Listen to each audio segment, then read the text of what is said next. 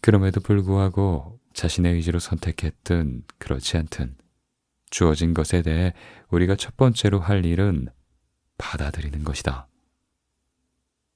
주어진 조건을 받아들이지 못하면 귀중한 시간과 삶의 에너지가 저항하는 데 허비될 뿐이기 때문이다. 시간은 우리의 내적 고뇌를 자비롭게 기다려주지 않는다. 주어진 것에 저항하는 동안에도 우리의 유한한 삶은 흘러간다. 그리고 저항하는데 쓸데없이 삶의 에너지가 빠져나가 버리기 때문에 정작 생산적인 일에는 에너지를 쏟지 못하게 된다. 하지만 저항하는 대신 겸허하게 받아들이면 우리는 주어진 조건을 객관적으로 볼 수 있다. 주어진 고통을 자신의 성장으로 승화시킬 수도 있다. 안녕하세요. 반갑습니다. 현준입니다. 이번 주도 잘 보내셨나요? 저는 집에서 책도 보고 맛있는 것도 먹고 주말 내내 집에서 푹 쉬었네요. 어떻게 보내셨는지 궁금합니다. 제가 주말간 읽었던 책 중에서 오늘 한 권 가져와 봤어요. 흔들릴 줄 알아야 부러지지 않는다라는 김정호 작가님의 책입니다.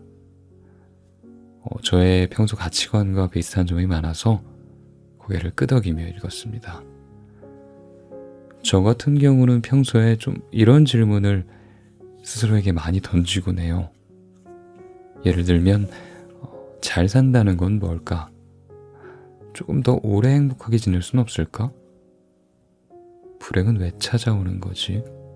걱정을 없앨 수는 없을까? 도대체 왜 방금 전까지 되게 좋았던 기분이 어떤 사소한 일 하나 겪었을 뿐인데 이렇게 정반대의 기분이 되어버리는 걸까? 도대체 왜? 라고 생각을 많이 합니다. 나는 왜 다른 사람처럼 세상을 낙천적으로 바라보지 못할까? 그렇게 살지 못할까? 도전적이지 못하지? 약간 이런 생각 되게 많이 해요. 그러다가 또 그렇게 깊게 들어가다 보면 좀 너무 깊다 라는 생각을 하면서 그래, 각자의 삶이 있는 거지. 나는 내 삶을 지금처럼 열심히 살면 되지 않을까? 그래, 답이 나오진 않았지만 지금 방식대로 재밌게 잘 살자 하며 좀 스스로를 다독이는 편이에요. 그렇게 다시 힘을 내서 하루를 또 살다 보면 오늘이 가고 내일이 가고 일주일, 한 달 그렇게 시간이 갑니다. 언제 제가 그런 깊은 생각을 했는지도 잊은 채로 세상에서 그래도 잘 살아갑니다. 근데요, 해가 지면 필연적으로 밤이 찾아오잖아요. 그런 것처럼 저의 삶과 우리의 삶과 관련된 진지한 질문을 떠올리는 시간은 시의적절하게 다시 찾아오곤 하는 것 같아요. 많이 지치고 많이 힘들 때 혹은 내 인생의 방향을 설정해야 할 순간이 올 때 많은 고민을 하고 어떻게 답을 좀 내보려고 노력도 해보았습니다. 근데 결국 또 스스로를 다독이는 것밖에는 별 도리가 없더라고요. 몇 차례 그런 순간들이 반복되고 중요한 사실 하나를 알게 되었습니다. 그건 바로 나 혼자만 그런 고민을 하는 게 아니라는 사실이었죠. 다른 사람들은 잘 살고 있는데 다른 사람들은 고민 없이 잘 사는 것 같아 보이는 거지 사실 고민이 없는 게 아니잖아요. 그렇죠? 우리는 은연중에 다른 사람들의 내면을 모르니까 은연중에 그렇게 생각하는 것 같아요. 참 나만 좀 답답하게 살아가고 있구나. 나만 좀 고민을 하고 좀 무겁게 사는 것 같다. 뭐 이런 생각을 하는 경향이 있는 것 같아요. 어쨌든 저는 그런 사실을 책을 보면서 알게 되었던 것 같아요. 거기에는 저와 비슷한 많은 고민과 그에 대해 어떻게든 답을 내어보려는 많은 사람들의 고군분투가 담겨 있었으니까요. 그게 참 위로가 되더라고요. 아, 나만 이런 고민하는 게 아니구나. 그 한마디의 어떤 사실이 위로가 참 많이 되더라고요. 동질감이라 그럴까? 사람은 자기가 보고 싶은 것만 보는 경향이 있어요. 알죠? 저도 마찬가지고요. 책을 보다 보면 내 마음 같은 문장, 기다렸던 문장이 적힌 책들을 만나면 아, 그렇지, 내가 이 생각을 얘기하고 싶었는데 써주셨네 하면서 마치 책에서 예쁜 꽃이라도 발견한 것처럼 기뻐할 때가 있습니다.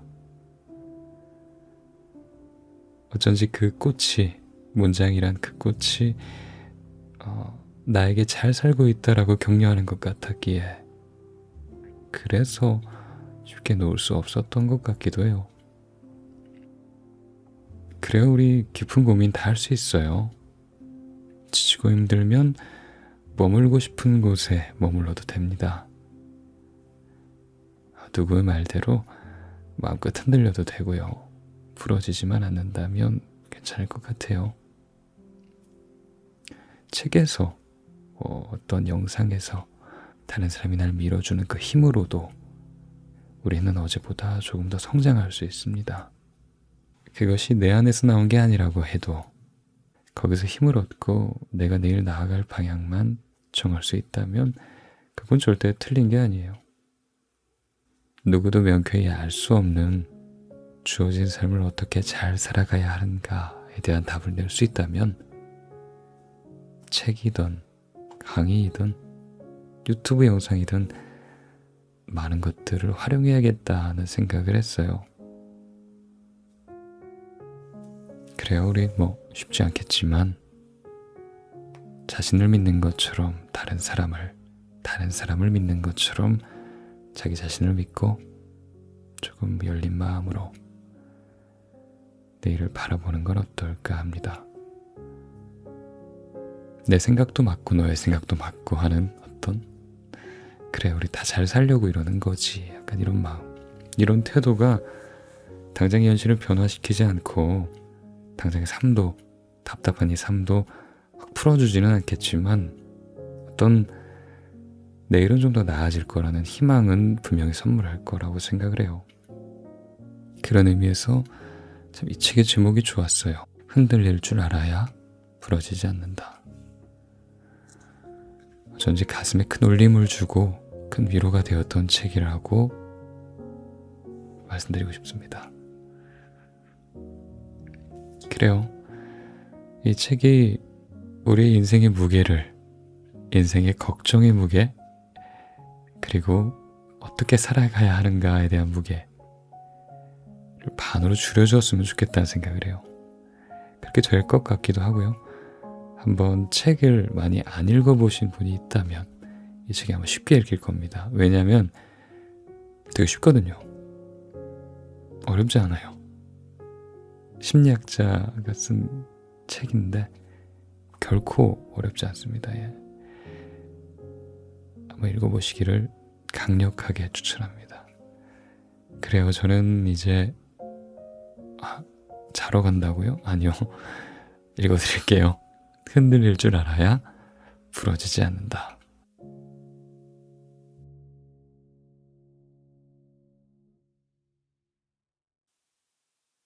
억지로 밀어내면 더 강하게 밀려든다. 심리학자는 심리학적으로 여름을 시원하게 보낸다. 이게 무슨 말인가 하면 내가 바꿀 수 없는 것을 바꾸려고 애쓰는 대신 내가 조절할 수 있는 것을 잘 다스려서 여름을 건너간다는 뜻이다.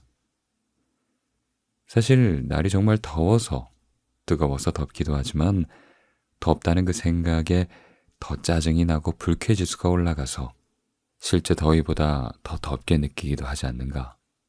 그러니 마음을 잘 다스리면 최소한 내가 만드는 더위 하나쯤은 없앨 수 있다. 어떻게 하면 마음을 잘 다스려서 마음이 부글부글 끓지 않도록 할 수 있을까? 마음을 다스릴 때 무엇보다 중요한 건 받아들이는 것이다. 특히 마음에 들지 않는 것을 받아들이는 것이 중요하다. 받아들이면 마음이 편해진다. 받아들이면 새로운 가능성이 열린다. 또 받아들이면 대인관계가 원만해진다. 받아들임의 반대말은 저항이다. 저항이란 건 주어진 조건 중에 특히 마음에 들지 않는 것을 받아들이지 못하는 것이다. 저항하는 습관을 가진 사람들은 공통점을 하나 가지고 있는데 바로 반추, 즉 되새김을 굉장히 많이 한다는 것이다. 마음에 들지 않는 일을 곱씹고 또 곱씹는다. 그렇다고 변화하는 것은 없고 더욱 괴로울 뿐인데 말이다. 저항하면 마음이 불편하다. 저항하면 새로운 가능성이 닫힌다. 저항하면 대인관계가 나빠진다. 우리에게는 우리의 의지와 선택과는 무관하게 주어진 조건들이 많다. 나는 키가 작고 머리도 많이 벗겨졌다. 작은 키와 대머리는 내가 선택한 것이 아니다. 고민한다고 해서 작은 키가 커지고 벗겨진 머리가 빽빽해지는 것도 아니다. 받아들이지 않으면 괴로울 뿐이다. 이외에도 우리는 저마다 삶을 괴롭게 만드는 조건을 몇 개씩 가지고 있다. 가난한 집에서 태어난 사람도 있다. 친구는 한 달에 100만 원이 넘는 용돈을 받으면서 풍족하게 생활하고 있는데 자신은 힘들게 아르바이트를 하며 학비를 벌어야 한다. 받아들이지 않으면 어떻게 할 것인가? 왜 나는 이런 집에 태어났는가? 왜 우리 부모님은 경제적으로 유능하지 못한가? 반추한다고 달라지는 건 없다. 부모가 일찍이 이혼한 가정에서 자란 사람도 있다. 친구들 부모님은 잘만 사는 것 같은데 그의 부모님은 이혼했다. 새엄마, 새아빠, 경우에 따라선 새로운 형제자매와 함께 살아야 한다. 어떻게 할 것인가?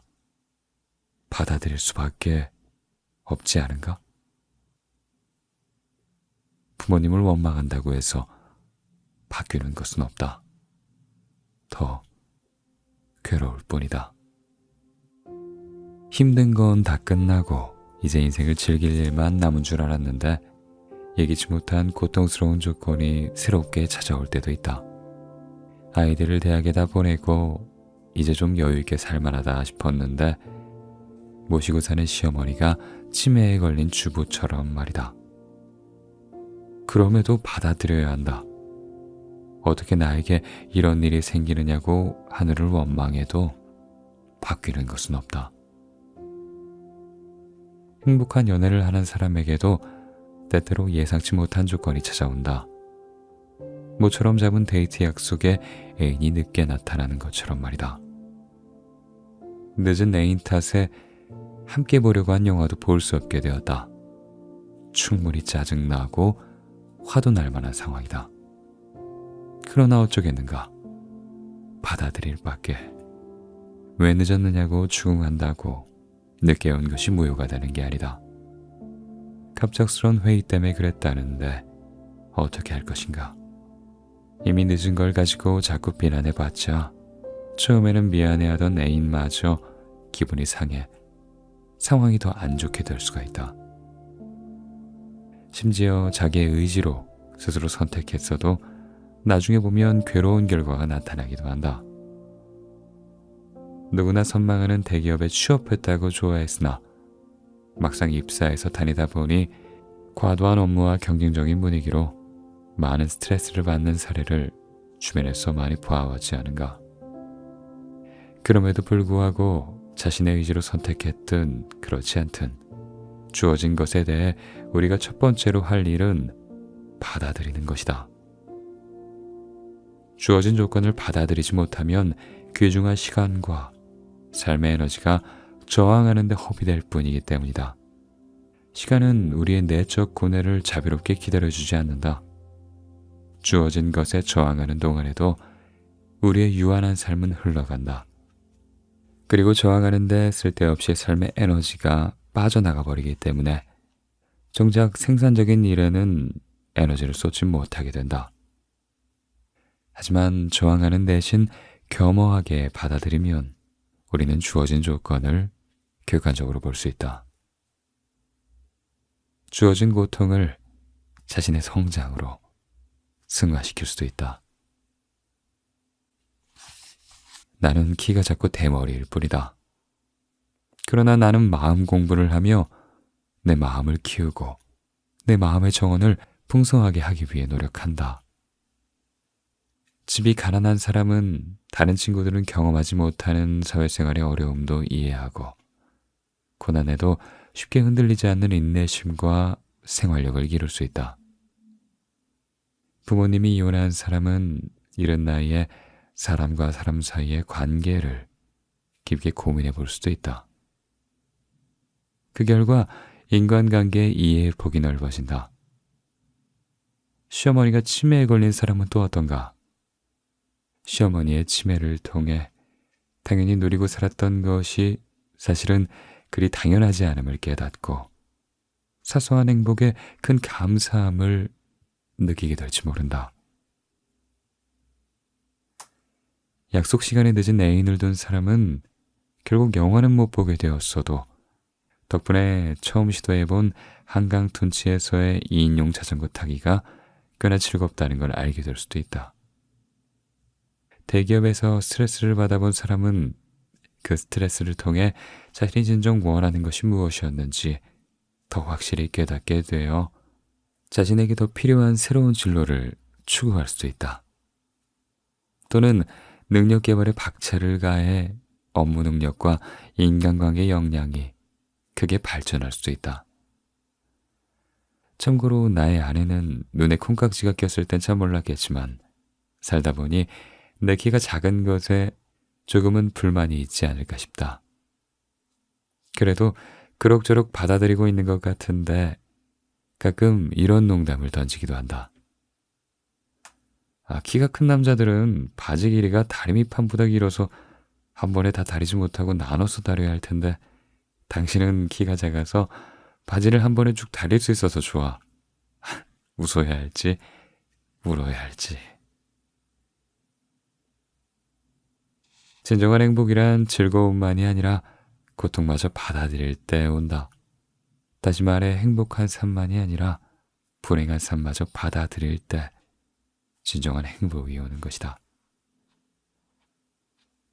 많은 사람이 좋아하는 드라마를 잘 살펴보면 주인공이 늘 즐겁고 행복한 것만은 아니다. 오히려 갖은 고초를 겪는 경우가 많다. 그렇지만 그에 좌절하거나 주저앉지 않고 꿋꿋하게 살아가는 주인공의 모습을 보고 시청자들은 열광한다. 한번 생각해보자. 만약 주인공이 매번 성공하고 사람들에게 사랑만 받고 행복한 장면만 나온다면 누가 그 드라마를 보고 재미와 감동을 느끼겠는가? 인생에서 즐거움만 받아들이면 인생의 절반은 버리는 셈이다. 그뿐만 아니라 그 절반은 고통으로만 남을 것이다. 즐거움과 고통을 모두 받아들이면 마치 똥이 거름이 되듯 고통이 성장으로 변화할 수 있을 것이다. 즐거움과 고통 모두 우리의 삶을 의미 있게 해주고 우리를 성장하게 하는 먹이다. 기회가 있을 때마다 자신이 어떤 것에 저항하고 있는지 그걸 한번 관찰해보고 하나씩 받아들이는 연습을 해보자. 받아들일 때마다 우리의 내면은 한 뼘씩 자랄 것이다.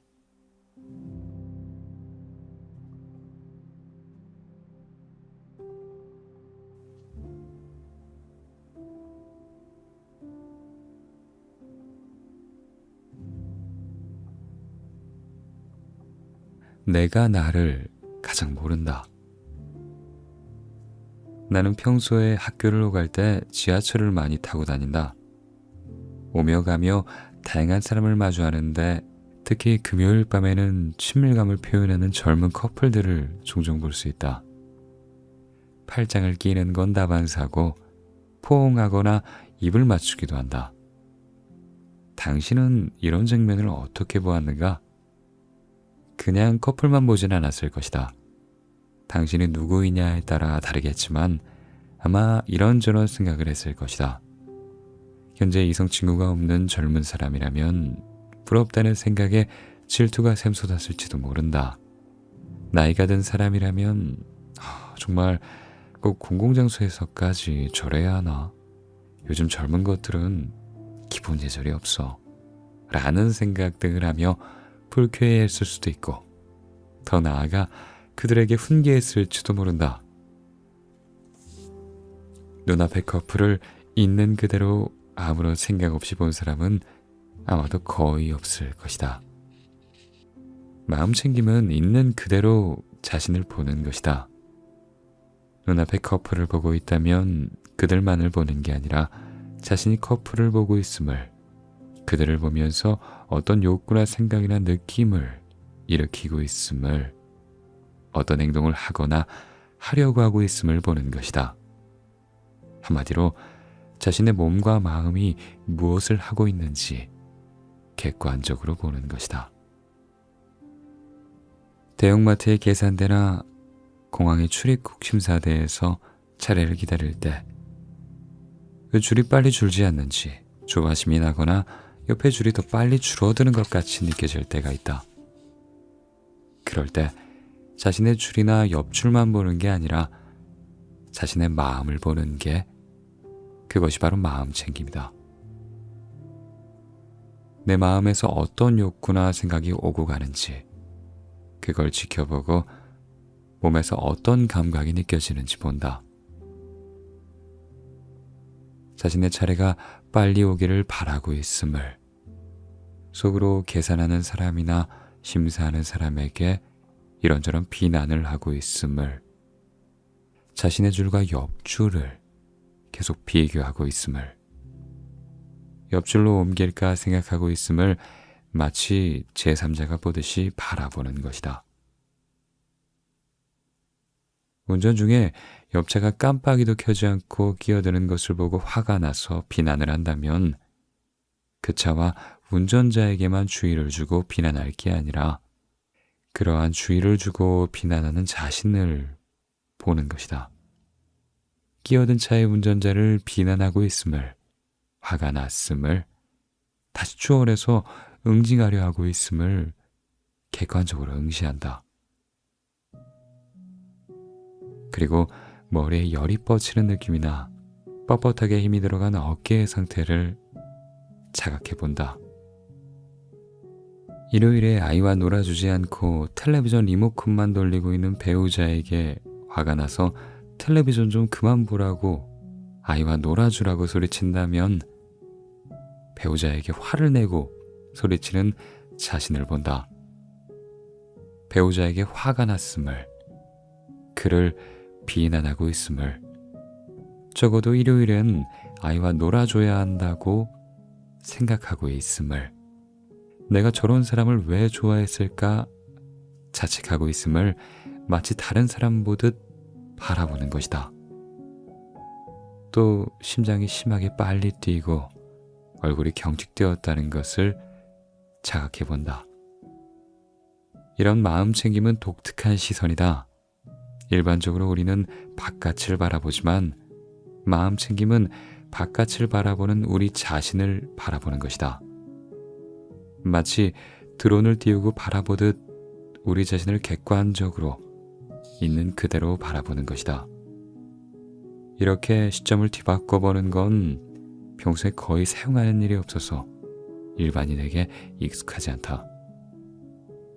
그래서 실천이 쉽지 않고 번거롭게 느껴지기도 한다. 그런데 왜 마음 챙김을 연습해야 하느냐고? 답은 간단하다. 우리가 행복을 추구하는 존재이기 때문이다. 우리는 모두 불행 대신 행복을 원하는데 왜 마음대로 되지 않을까? 적어도 한 가지 이유는 분명하다.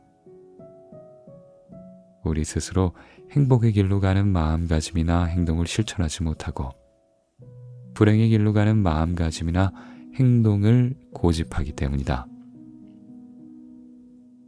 우리의 사고방식이나 행동은 대부분 반복적이다. 그 반복 행동이 행복이 아니라 불행을 가져옴에도 불구하고 쉽게 고쳐지지 않는다. 계산대나 출입국 심사대에서 자신의 줄과 다른 줄을 비교하며 안달하고 일하는 사람들을 비난하는 행동이 나를 행복하게 하는가? 아니면 줄이 더 빠르게 줄게 하는가? 또 운전 중에 끼어드는 차를 비난하고 응징하려는 행동이 나를 행복하게 하는가? 아니면 끼어드는 차를 다소곳이 반성하게 만들거나 다음부터는 끼어드는 차를 덜 만나게 하는가? 텔레비전 리모컨만 붙잡고 있는 배우자를 비난하는 게 날 행복하게 만들어주는가? 아니면 배우자가 사과하고 원하는 행동을 하게 만드는가? 왜 우리는 쓰면 쓸수록 더 짜증만 나고 더 화나고 갈등과 다툼을 더 많이 만들어내는 그런 사고방식과 행동방식들을 왜 그만두지 못할까?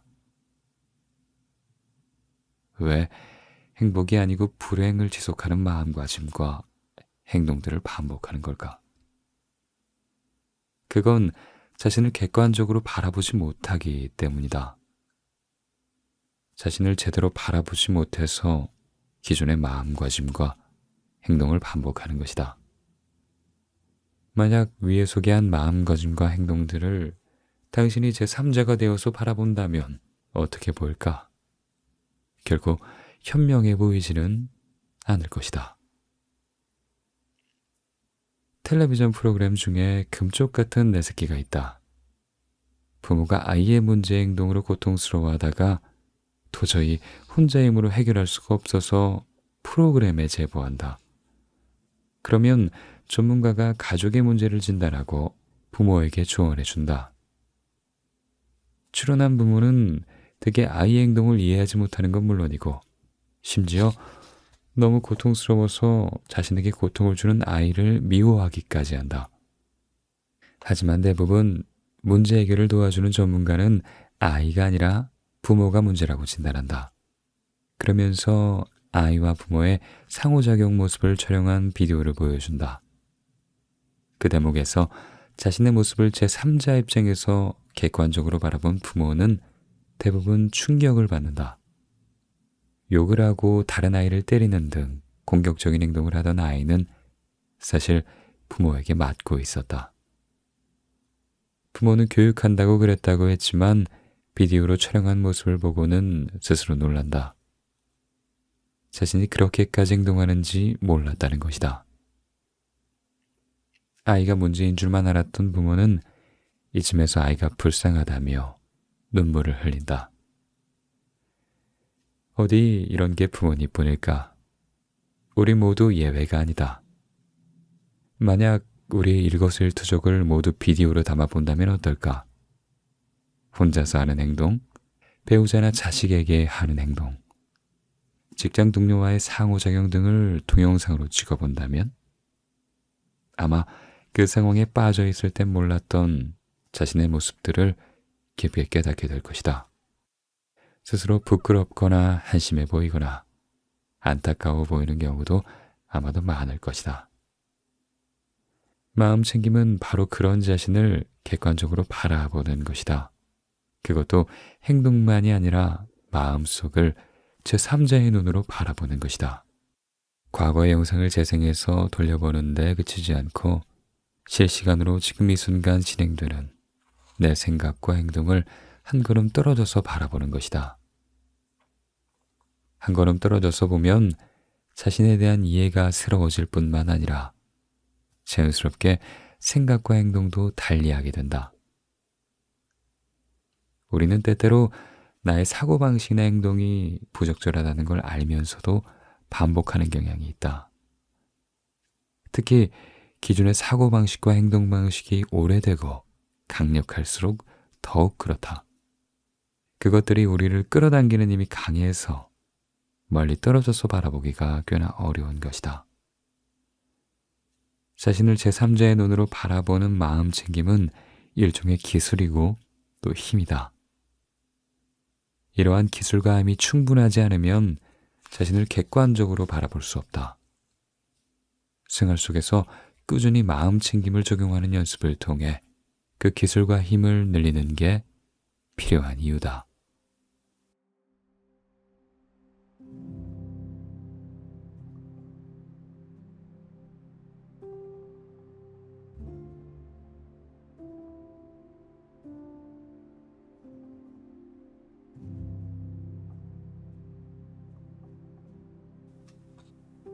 기대하지 않으면 삶이 편해진다. 일상생활에서 스스로 많이 사용하기도 하고 듣기도 하는 말 중에 스트레스를 받는다는 말이 있다. 학생들은 과제와 시험과 취업 문제로 스트레스를 받는다. 어떤 사람들은 다이어트 때문에 스트레스를 받고, 직장인은 업무와 직장 상사 때문에 스트레스를 받는다. 우리는 여기서 받는다라는 표현 방식을 따져볼 필요가 있다. 과연 스트레스는 받는 것인가? 스트레스가 무슨 주고받는 물건이라도 되는가? 스트레스는 그냥 밖에서 주어지는 게 아니다. 한 손만으로는 손뼉을 칠 수 없듯 우리 내부의 욕구, 즉 동기가 없으면 스트레스도 없다. 이 관점에서 앞의 예를 설명하면 좋은 성적을 얻고 싶다라는 동기가 학업 스트레스를 만들고, 취업하고 싶다라는 동기가 취업 준비생의 스트레스를 배가한다. 멋진 몸매를 바라기에 다이어트라는 스트레스가 찾아오고, 일을 잘하고 싶고 인정받고 싶다는 욕구가 직장인을 괴롭게 한다. 물론 대부분의 사람들이 바라는 바를 스트레스의 한 원인이라고 말하는 건 다소 억지스러울 수 있다. 그런 욕구는 당연하고, 그러한 욕구가 있기에 스스로 발전하고 노력하는 건 아니겠는가. 적당한 욕구는 우리를 성장시키는 건강한 추동력이 된다. 하지만 욕구가 과도하면 그때부터 문제가 생긴다. 비현실적일 정도로 과도한 욕구를 갖게 되면 결코 욕구를 충족시킬 수 없다. 그 결과 항상 욕구 좌절, 즉 동기 좌절이라고 하는 스트레스 상태에 있게 된다. 또한 과도한 동기는 미래에도 충족시킬 수 없을 것 같다는 생각이 들기 때문에 스트레스의 또 다른 유형인 동기 좌절 예상 스트레스에 놓이게 된다. 반면 현실적이고 적절한 동기라면 그것이 일시적으로 좌절되더라도 그 충족을 위해 더욱 매진하여 동기 충족이라는 웰빙을 경험하게 된다. 또한 미래에도 충족할 수 있으리라는 자신감이 있기 때문에 웰빙의 또 다른 유형인 동기 충족 예상 상태에 있게 된다.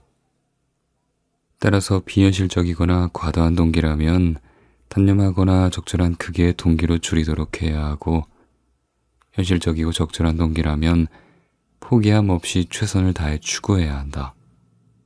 그래야 스트레스를 줄이고 웰빙을 늘리는 삶이 된다. 내가 할 수 있는 동기 가운데 어떤 동기가 비현실적이거나 과도하고 어떤 동기가 현실적이고 적절한 것일까?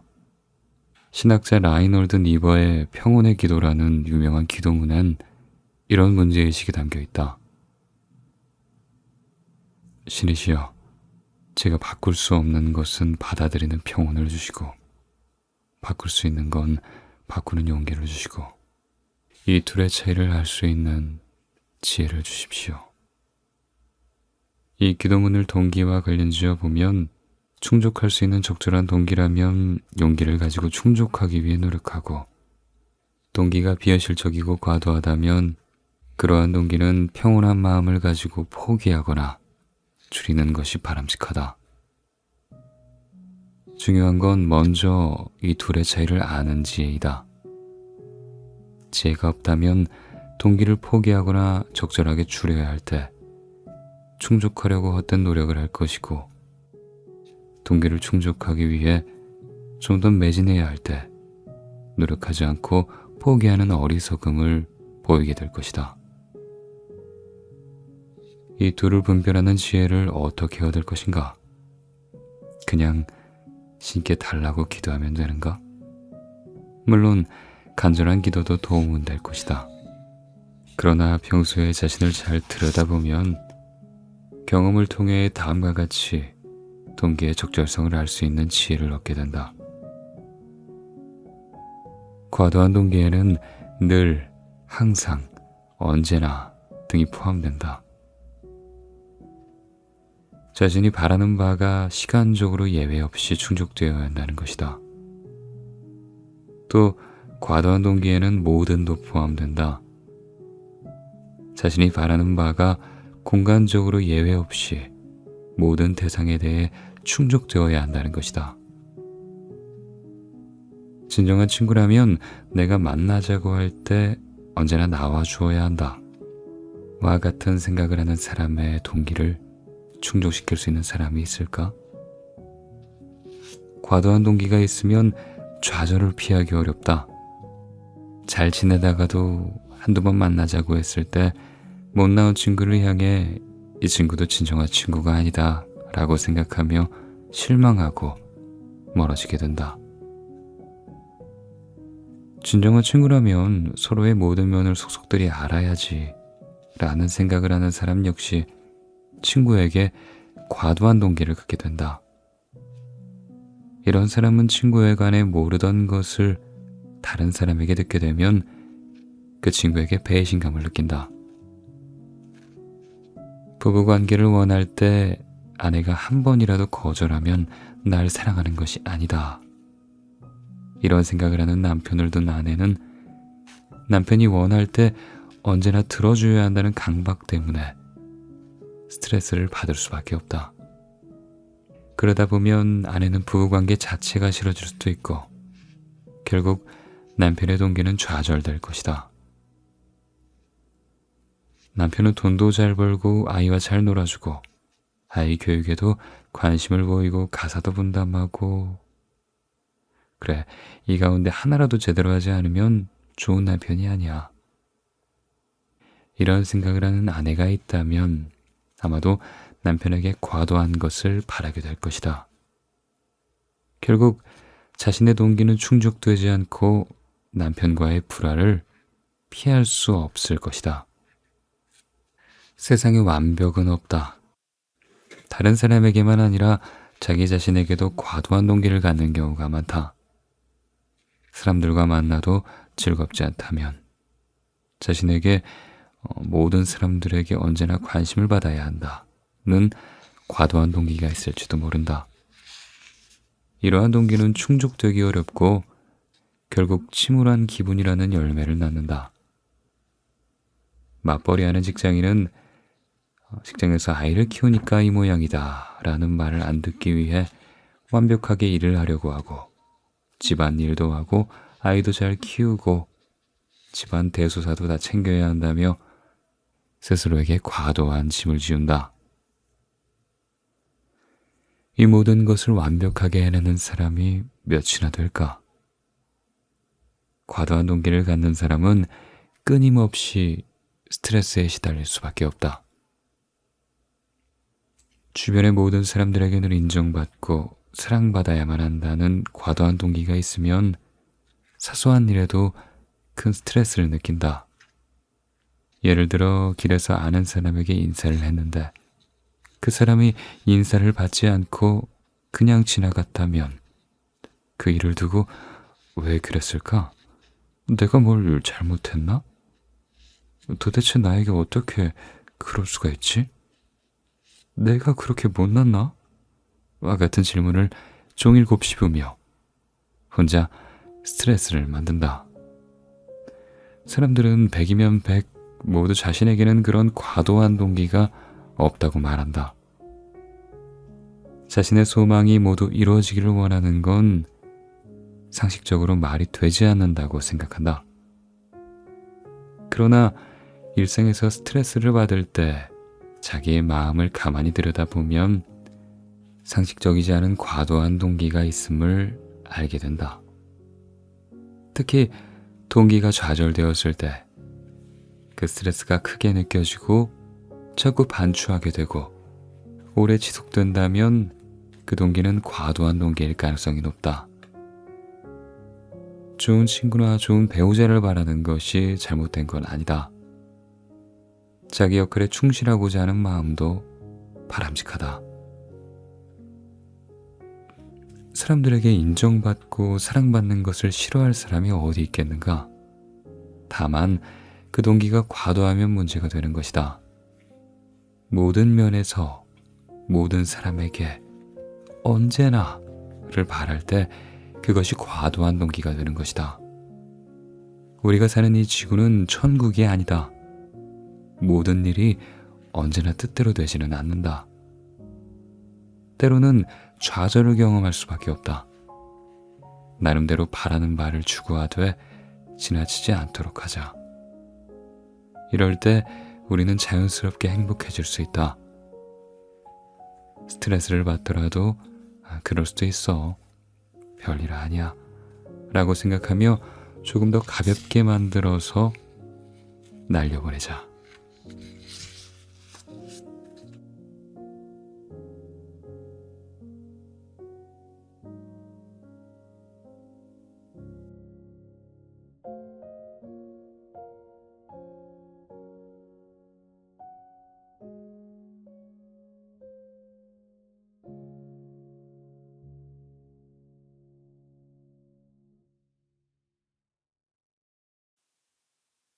억지로 밀어내면 더 강하게 밀려든다. 심리학자는 심리학적으로 여름을 시원하게 보낸다. 이게 무슨 말인가 하면 내가 바꿀 수 없는 것을 바꾸려고 애쓰는 대신 내가 조절할 수 있는 것을 잘 다스려서 여름을 건너간다는 뜻이다. 사실 날이 정말 더워서 뜨거워서 덥기도 하지만 덥다는 그 생각에 더 짜증이 나고 불쾌지수가 올라가서 실제 더위보다 더 덥게 느끼기도 하지 않는가. 그러니 마음을 잘 다스리면 최소한 내가 만드는 더위 하나쯤은 없앨 수 있다.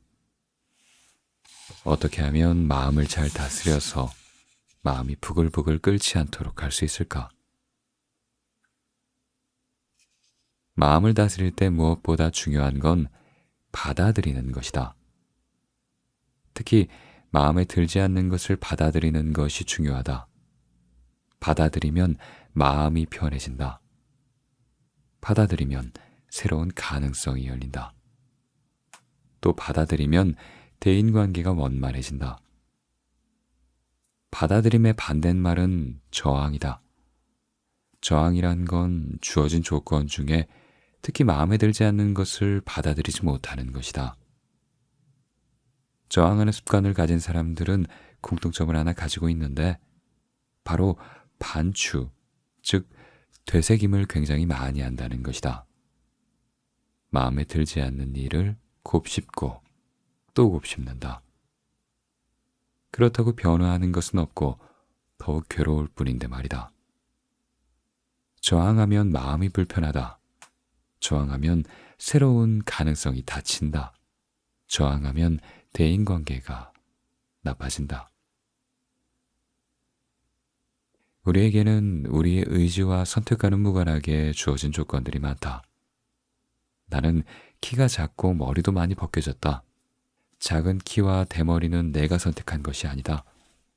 고민한다고 해서 작은 키가 커지고 벗겨진 머리가 빽빽해지는 것도 아니다. 받아들이지 않으면 괴로울 뿐이다. 이외에도 우리는 저마다 삶을 괴롭게 만드는 조건을 몇 개씩 가지고 있다. 가난한 집에서 태어난 사람도 있다. 친구는 한 달에 100만 원이 넘는 용돈을 받으면서 풍족하게 생활하고 있는데 자신은 힘들게 아르바이트를 하며 학비를 벌어야 한다. 받아들이지 않으면 어떻게 할 것인가? 왜 나는 이런 집에 태어났는가? 왜 우리 부모님은 경제적으로 유능하지 못한가? 반추한다고 달라지는 건 없다.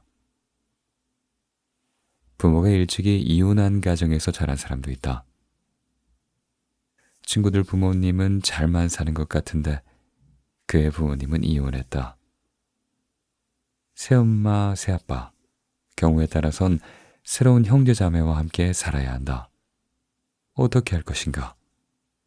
받아들일 수밖에 없지 않은가? 부모님을 원망한다고 해서 바뀌는 것은 없다. 더 괴로울 뿐이다. 힘든 건 다 끝나고 이제 인생을 즐길 일만 남은 줄 알았는데 예기치 못한 고통스러운 조건이 새롭게 찾아올 때도 있다. 아이들을 대학에다 보내고 이제 좀 여유있게 살만하다 싶었는데 모시고 사는 시어머니가 치매에 걸린 주부처럼 말이다. 그럼에도 받아들여야 한다. 어떻게 나에게 이런 일이 생기느냐고 하늘을 원망해도 바뀌는 것은 없다. 행복한 연애를 하는 사람에게도 때때로 예상치 못한 조건이 찾아온다. 모처럼 잡은 데이트 약속에 애인이 늦게 나타나는 것처럼 말이다. 늦은 애인 탓에 함께 보려고 한 영화도 볼 수 없게 되었다. 충분히 짜증나고 화도 날 만한 상황이다. 그러나 어쩌겠는가. 받아들일 밖에. 왜 늦었느냐고 추궁한다고 늦게 온 것이 무효가 되는 게 아니다. 갑작스런 회의 때문에 그랬다는데 어떻게 할 것인가. 이미 늦은 걸 가지고 자꾸 비난해봤자 처음에는 미안해하던 애인마저 기분이 상해 상황이 더 안 좋게 될 수가 있다. 심지어 자기의 의지로 스스로 선택했어도 나중에 보면 괴로운 결과가 나타나기도 한다. 누구나 선망하는 대기업에 취업했다고 좋아했으나 막상 입사해서 다니다 보니 과도한 업무와 경쟁적인 분위기로 많은 스트레스를 받는 사례를 주변에서 많이 보아왔지 않은가. 그럼에도 불구하고 자신의 의지로 선택했든 그렇지 않든 주어진 것에 대해 우리가 첫 번째로 할 일은 받아들이는 것이다. 주어진 조건을 받아들이지 못하면 귀중한 시간과 삶의 에너지가 저항하는 데 허비될 뿐이기 때문이다. 시간은 우리의 내적 고뇌를 자비롭게 기다려주지 않는다. 주어진 것에 저항하는 동안에도 우리의 유한한 삶은 흘러간다. 그리고 저항하는데 쓸데없이 삶의 에너지가 빠져나가 버리기 때문에 정작 생산적인 일에는 에너지를 쏟지 못하게 된다. 하지만 저항하는 대신 겸허하게 받아들이면 우리는 주어진 조건을 객관적으로 볼 수 있다. 주어진 고통을 자신의 성장으로 승화시킬 수도 있다. 나는 키가 작고 대머리일 뿐이다. 그러나 나는 마음 공부를 하며 내 마음을 키우고 내 마음의 정원을 풍성하게 하기 위해 노력한다. 집이 가난한 사람은 다른 친구들은 경험하지 못하는 사회생활의 어려움도 이해하고 고난에도 쉽게 흔들리지 않는 인내심과 생활력을 기를 수 있다. 부모님이 이혼한 사람은 이른 나이에 사람과 사람 사이의 관계를 깊게 고민해 볼 수도 있다. 그 결과 인간관계의 이해의 폭이 넓어진다. 시어머니가 치매에 걸린 사람은 또 어떤가? 시어머니의 치매를 통해 당연히 누리고 살았던 것이 사실은 그리 당연하지 않음을 깨닫고 사소한 행복에 큰 감사함을 느끼게 될지 모른다. 약속 시간에 늦은 애인을 둔 사람은 결국 영화는 못 보게 되었어도 덕분에 처음 시도해본 한강 둔치에서의 2인용 자전거 타기가 꽤나 즐겁다는 걸 알게 될 수도 있다. 대기업에서 스트레스를 받아본 사람은 그 스트레스를 통해 자신이 진정 원하는 것이 무엇이었는지 더 확실히 깨닫게 되어 자신에게 더 필요한 새로운 진로를 추구할 수도 있다. 또는 능력 개발에 박차를 가해 업무 능력과 인간관계 역량이 크게 발전할 수도 있다. 참고로 나의 아내는 눈에 콩깍지가 꼈을 땐 참 몰랐겠지만 살다 보니 내 키가 작은 것에 조금은 불만이 있지 않을까 싶다. 그래도 그럭저럭 받아들이고 있는 것 같은데 가끔 이런 농담을 던지기도 한다. 키가 큰 남자들은 바지 길이가 다리 밑판보다 길어서 한 번에 다 다리지 못하고 나눠서 다려야 할 텐데 당신은 키가 작아서 바지를 한 번에 쭉 다릴 수 있어서 좋아. 웃어야 할지 울어야 할지. 진정한 행복이란 즐거움만이 아니라 고통마저 받아들일 때 온다. 다시 말해 행복한 삶만이 아니라 불행한 삶마저 받아들일 때 진정한 행복이 오는 것이다. 많은 사람이 좋아하는 드라마를 잘 살펴보면 주인공이 늘 즐겁고 행복한 것만은 아니다. 오히려 갖은 고초를 겪는 경우가 많다. 그렇지만 그의 좌절하거나 주저앉지 않고 꿋꿋하게 살아가는 주인공의 모습을 보고 시청자들은 열광한다. 한번 생각해보자. 만약 주인공이 매번 성공하고 사람들에게 사랑만 받고 행복한 장면만 나온다면 누가 그 드라마를 보고 재미와 감동을 느끼겠는가? 인생에서 즐거움만 받아들이면 인생의 절반은 버리는 셈이다. 그뿐만 아니라 그 절반은 고통으로만 남을 것이다. 즐거움과 고통을 모두 받아들이면 마치 똥이 거름이 되듯 고통이 성장으로 변화할 수 있을 것이다.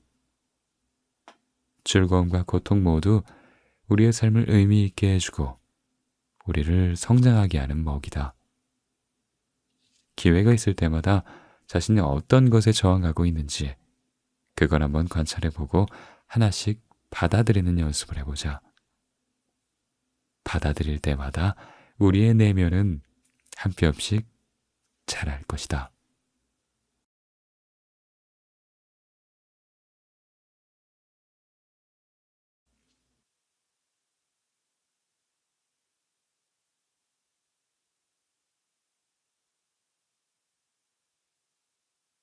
내가 나를 가장 모른다. 나는 평소에 학교를 오갈 때 지하철을 많이 타고 다닌다.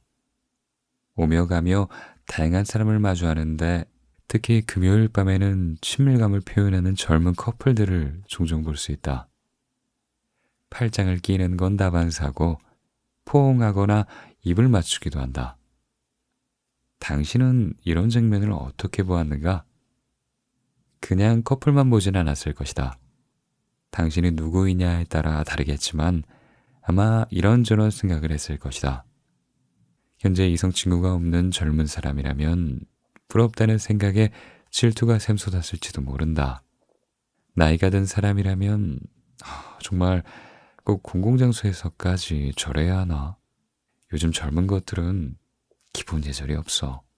라는 생각 등을 하며 불쾌해했을 수도 있고 더 나아가 그들에게 훈계했을지도 모른다.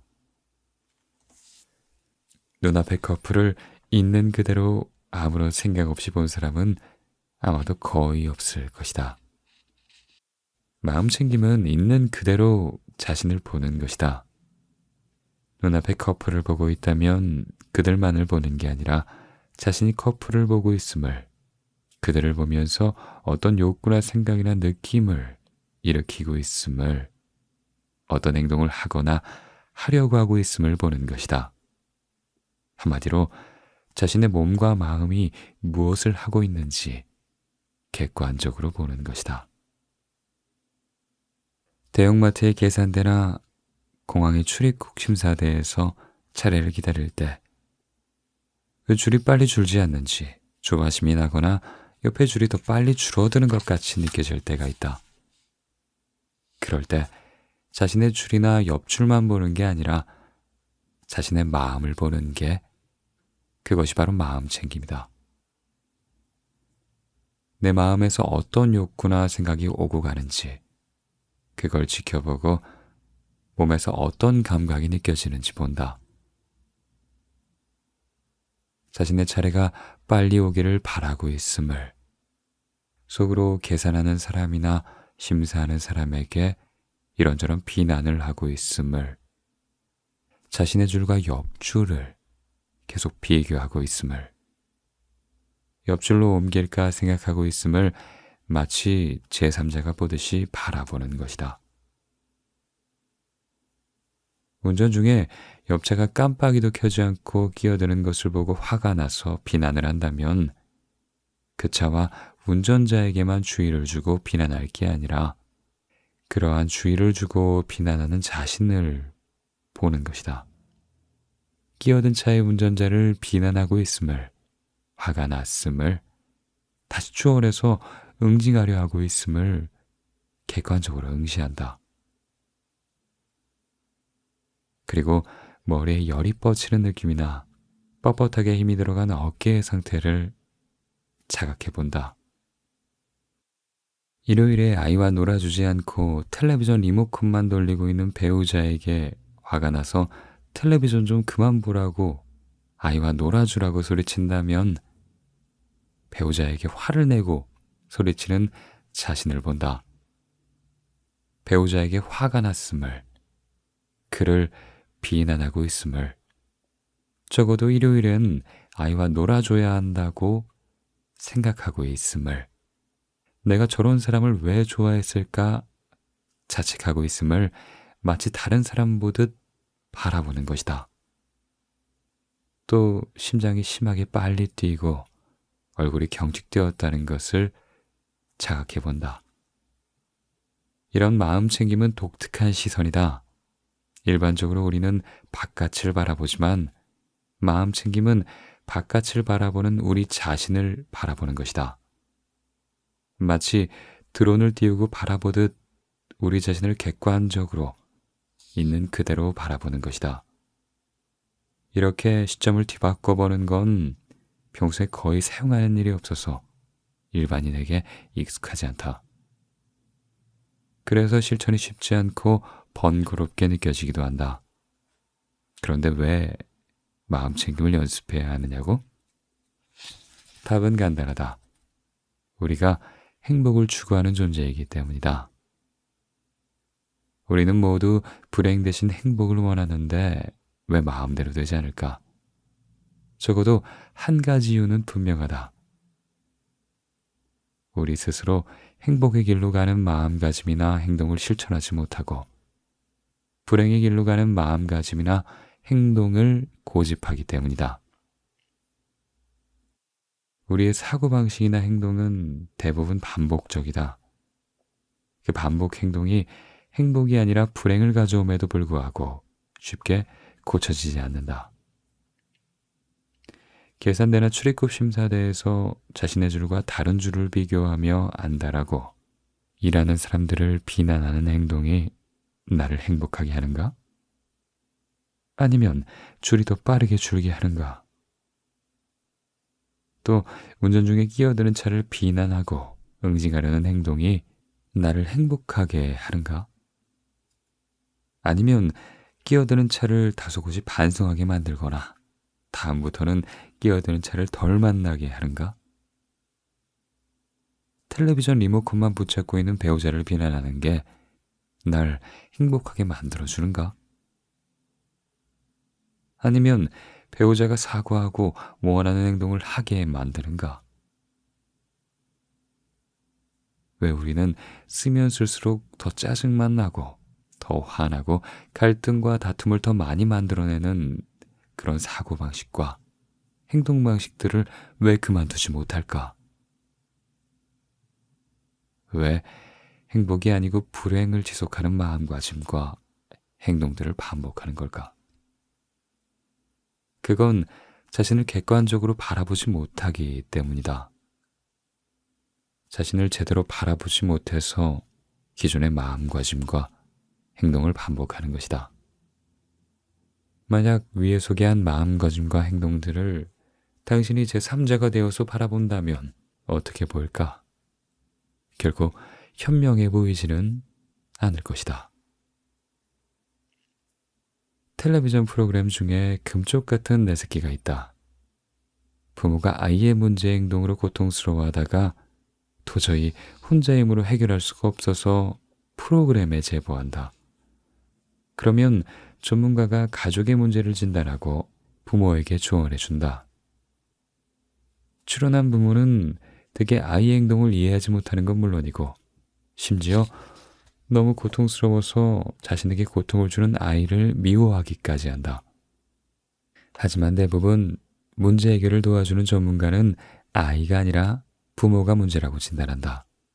그러면서 아이와 부모의 상호작용 모습을 촬영한 비디오를 보여준다. 그 대목에서 자신의 모습을 제3자 입장에서 객관적으로 바라본 부모는 대부분 충격을 받는다. 욕을 하고 다른 아이를 때리는 등 공격적인 행동을 하던 아이는 사실 부모에게 맞고 있었다. 부모는 교육한다고 그랬다고 했지만 비디오로 촬영한 모습을 보고는 스스로 놀란다. 자신이 그렇게까지 행동하는지 몰랐다는 것이다. 아이가 문제인 줄만 알았던 부모는 이쯤에서 아이가 불쌍하다며 눈물을 흘린다. 어디 이런 게 부모님뿐일까? 우리 모두 예외가 아니다. 만약 우리의 일거수일투족을 모두 비디오로 담아본다면 어떨까? 혼자서 하는 행동, 배우자나 자식에게 하는 행동, 직장 동료와의 상호작용 등을 동영상으로 찍어본다면 아마 그 상황에 빠져 있을 땐 몰랐던 자신의 모습들을 깊게 깨닫게 될 것이다. 스스로 부끄럽거나 한심해 보이거나 안타까워 보이는 경우도 아마도 많을 것이다. 마음 챙김은 바로 그런 자신을 객관적으로 바라보는 것이다. 그것도 행동만이 아니라 마음속을 제3자의 눈으로 바라보는 것이다. 과거의 영상을 재생해서 돌려보는데 그치지 않고 실시간으로 지금 이 순간 진행되는 내 생각과 행동을 한 걸음 떨어져서 바라보는 것이다. 한 걸음 떨어져서 보면 자신에 대한 이해가 새로워질 뿐만 아니라 자연스럽게 생각과 행동도 달리하게 된다. 우리는 때때로 나의 사고방식이나 행동이 부적절하다는 걸 알면서도 반복하는 경향이 있다. 특히 기존의 사고방식과 행동방식이 오래되고 강력할수록 더욱 그렇다. 그것들이 우리를 끌어당기는 힘이 강해서 멀리 떨어져서 바라보기가 꽤나 어려운 것이다. 자신을 제3자의 눈으로 바라보는 마음 챙김은 일종의 기술이고 또 힘이다. 이러한 기술과 힘이 충분하지 않으면 자신을 객관적으로 바라볼 수 없다. 생활 속에서 꾸준히 마음 챙김을 적용하는 연습을 통해 그 기술과 힘을 늘리는 게 필요한 이유다.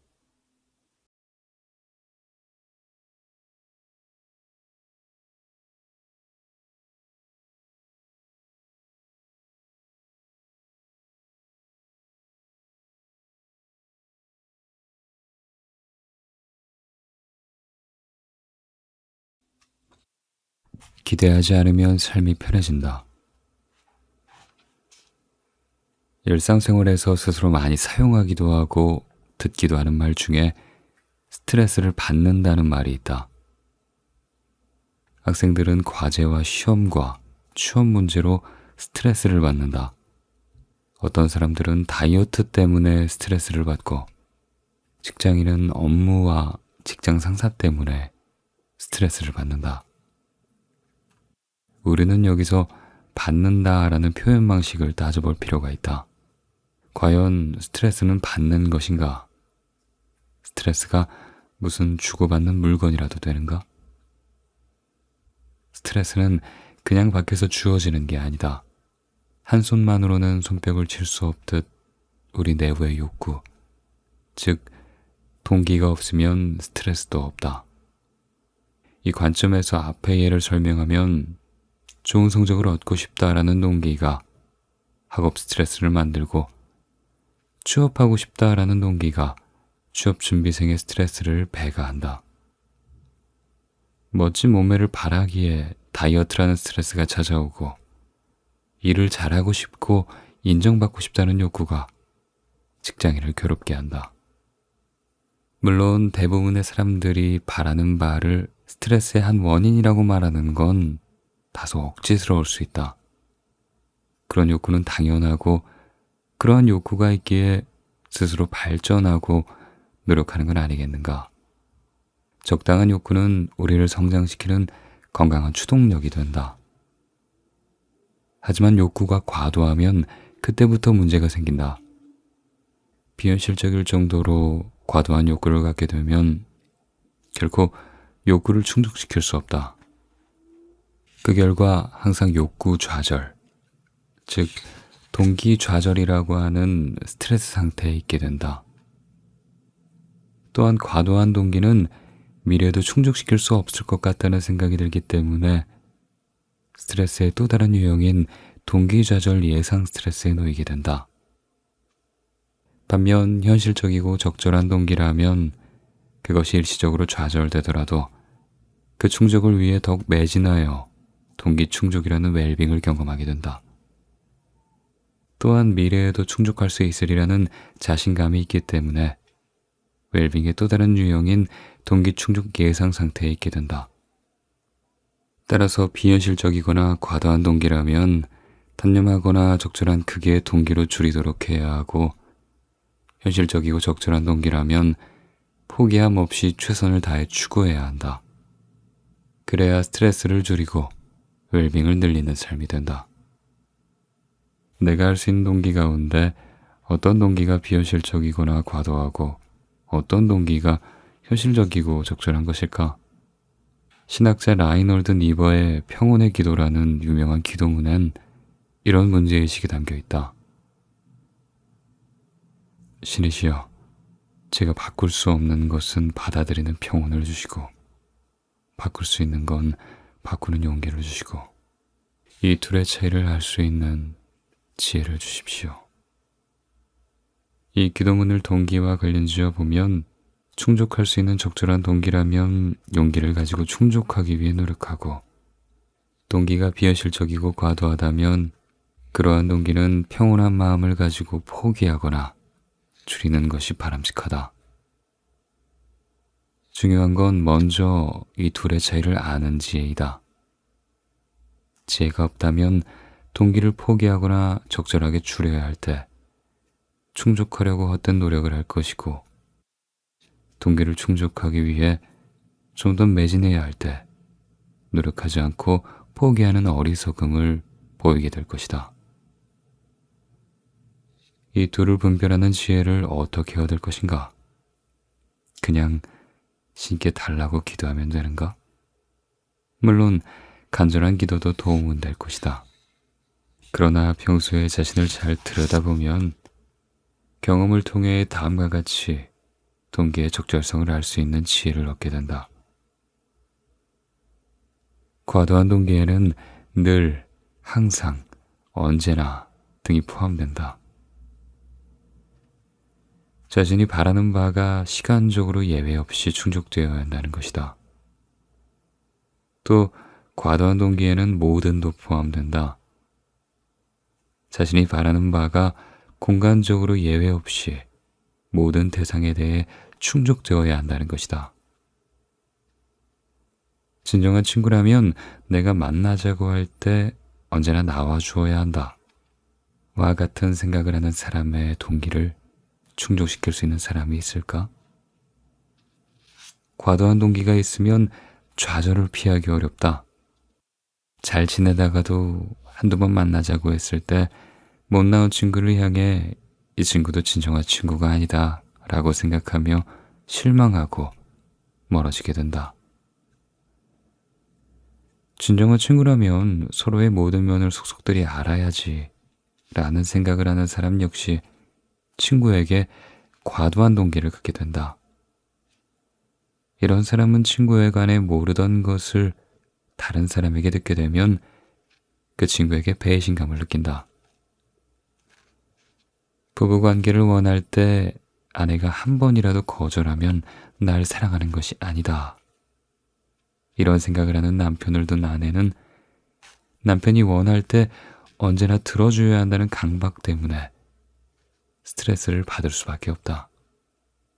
그러다 보면 아내는 부부관계 자체가 싫어질 수도 있고 결국 남편의 동기는 좌절될 것이다. 남편은 돈도 잘 벌고 아이와 잘 놀아주고 아이 교육에도 관심을 보이고 가사도 분담하고, 그래, 이 가운데 하나라도 제대로 하지 않으면 좋은 남편이 아니야. 이런 생각을 하는 아내가 있다면 아마도 남편에게 과도한 것을 바라게 될 것이다. 결국 자신의 동기는 충족되지 않고 남편과의 불화를 피할 수 없을 것이다. 세상에 완벽은 없다. 다른 사람에게만 아니라 자기 자신에게도 과도한 동기를 갖는 경우가 많다. 사람들과 만나도 즐겁지 않다면 자신에게 모든 사람들에게 언제나 관심을 받아야 한다는 과도한 동기가 있을지도 모른다. 이러한 동기는 충족되기 어렵고 결국 침울한 기분이라는 열매를 낳는다. 맞벌이하는 직장인은 직장에서 아이를 키우니까 이 모양이다 라는 말을 안 듣기 위해 완벽하게 일을 하려고 하고, 집안일도 하고 아이도 잘 키우고 집안 대소사도 다 챙겨야 한다며 스스로에게 과도한 짐을 지운다. 이 모든 것을 완벽하게 해내는 사람이 몇이나 될까? 과도한 동기를 갖는 사람은 끊임없이 스트레스에 시달릴 수밖에 없다. 주변의 모든 사람들에게는 인정받고 사랑받아야만 한다는 과도한 동기가 있으면 사소한 일에도 큰 스트레스를 느낀다. 예를 들어 길에서 아는 사람에게 인사를 했는데 그 사람이 인사를 받지 않고 그냥 지나갔다면 그 일을 두고 왜 그랬을까? 내가 뭘 잘못했나? 도대체 나에게 어떻게 그럴 수가 있지? 내가 그렇게 못났나? 와 같은 질문을 종일 곱씹으며 혼자 스트레스를 만든다. 사람들은 100이면 100 모두 자신에게는 그런 과도한 동기가 없다고 말한다. 자신의 소망이 모두 이루어지기를 원하는 건 상식적으로 말이 되지 않는다고 생각한다. 그러나 일생에서 스트레스를 받을 때 자기의 마음을 가만히 들여다보면 상식적이지 않은 과도한 동기가 있음을 알게 된다. 특히 동기가 좌절되었을 때 그 스트레스가 크게 느껴지고 자꾸 반추하게 되고 오래 지속된다면 그 동기는 과도한 동기일 가능성이 높다. 좋은 친구나 좋은 배우자를 바라는 것이 잘못된 건 아니다. 자기 역할에 충실하고자 하는 마음도 바람직하다. 사람들에게 인정받고 사랑받는 것을 싫어할 사람이 어디 있겠는가? 다만 그 동기가 과도하면 문제가 되는 것이다. 모든 면에서 모든 사람에게 언제나를 바랄 때 그것이 과도한 동기가 되는 것이다. 우리가 사는 이 지구는 천국이 아니다. 모든 일이 언제나 뜻대로 되지는 않는다. 때로는 좌절을 경험할 수밖에 없다. 나름대로 바라는 바를 추구하되 지나치지 않도록 하자. 이럴 때 우리는 자연스럽게 행복해질 수 있다. 스트레스를 받더라도 그럴 수도 있어. 별일 아니야. 라고 생각하며 조금 더 가볍게 만들어서 날려보내자.